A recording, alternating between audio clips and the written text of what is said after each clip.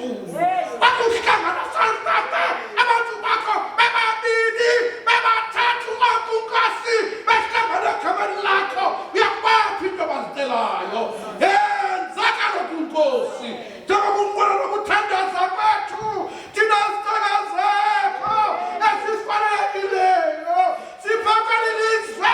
ababa siyazi inyaniso yakho usiphakalise liza kubakho bona bathu bomi obunaphakade